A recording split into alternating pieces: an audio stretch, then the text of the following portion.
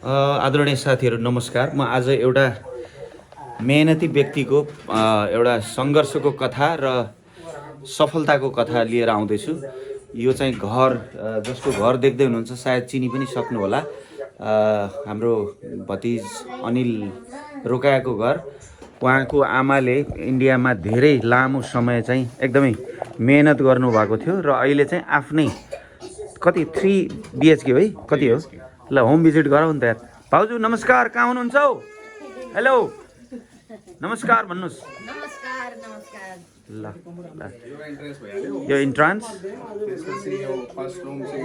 Okay, यो first room okay, राम्रो छ डेकोरेसन। यो वासरुम होइन? ओके,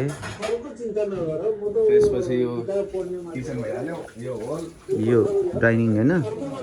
ओके, यो किचन, यो नेक्स्ट रुम। ओहो, यहाँबाट बाल्कनी पनि रहेछ नि टक्क होइन, घाम लागेको। ल हेर्नुहोस् साथीहरू, यस्तो रहेको छ।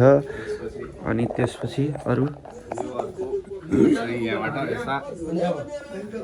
यो अर्को बेडरुम एट्याच हो? एहे,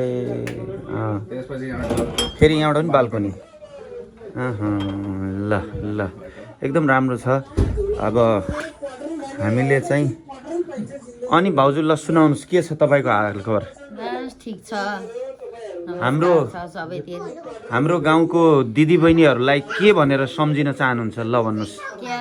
अब क्या सुनाउँ, सबैतिर धेर गर्नुपर्छ, सहायता लिनुपर्छ, हिम्मत लिनुपर्छ। एक न एक दिन आफ्नो सबतिर दुख भोग, एक दिन दुख मिले सुख पनि आउँछ। सबैले ध्यान गर्नु। नमस्कार। अनि तपाईँ चाहिँ कति वर्ष अगाडि चाहिँ इन्डिया आउनु भएको थियो, याद छ? नेपालीमा भन्नुहोस्, मै होइन म आजभन्दा 25 साल पहिल्यै आएकी हुँ इन्डियामा।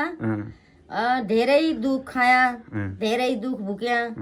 अब अहिले नमाई आफ्ना चेला हुनाले, नमाई अहिले आशीर्वादले, देवी देवताको आशीर्वादले अहिले नमाई आफ्ना गोडामा उभिएका छन्।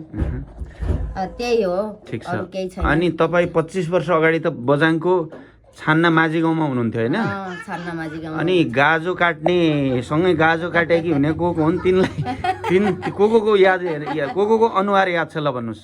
अहिले अनुहार त याद छैन हजुर। अहिले त्यही हो, अब को हाते 25 साल पहिलाको याद अहिले छकाइ भुलि गए हूँ। छि हाते, अब तिनका नाम हम अहिले क्या नाम ल। उहाँको चाहिँ अलिकता जीवन सङ्घर्ष मैले पनि नजिकबाट बुझेको छु। धेरै मेहनत गर्नुभएको र अहिले चाहिँ उहाँका 2 छोरा। यता हेर, एकजना के अरे तिम्रो नाम? आनन्द रोकाया र अनिल रोकाया।